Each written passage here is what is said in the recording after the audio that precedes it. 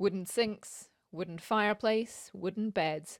This is the home of the sculptor and furniture maker Tim Stead in Blainsley near Lauder, and it's under threat from woodworm. But fear not, there's a team of volunteers on hand to protect his former home and his sculptures. They're all here today to help us conserve some of Tim Stead's last sculptures.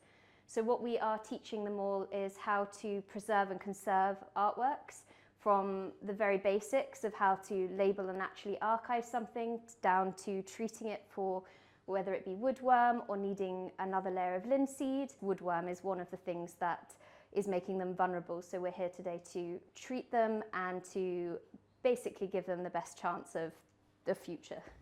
And it's not just woodwork that Tim Stead is famous for. The time roof was another part of Tim Stead's legacy, but this was also affected by woodworm. So the Trust had to tear it down and rebuild the archive room, which is below, and replant the time roof. And the bees here are buzzing, and the volunteers are as busy as they are. A lot of these pieces don't have woodworm, but they're being treated just in case, I guess, because other pieces do have. It's fantastic, the chance to be able to touch some stuff that's probably not been touched since Tim himself had it in the workshop across the road.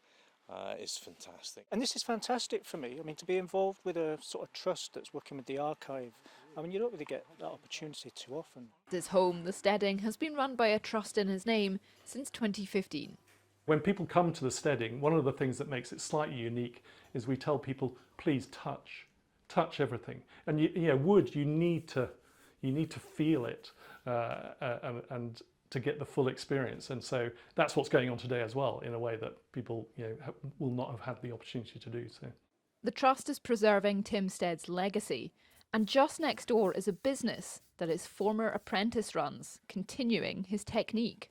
Steading is just amazing. It's Tim's best piece of work by a mile in my view, and he was, this guy was addicted to wood, and his thing would be working on the Stead, and that was his holiday. Maggie and the kids would go off skiing, and he would just be obsessed with adding to it.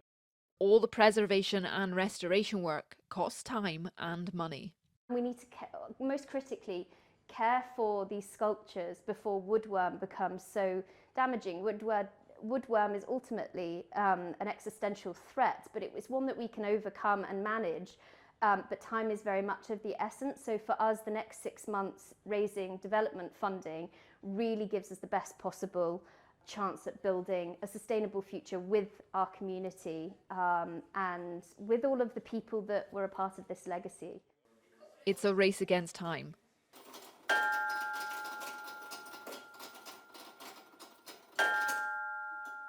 But it is hoped the efforts of volunteers here today to eradicate woodworm will bear fruit. Isla Todd, ITV News, The Steading.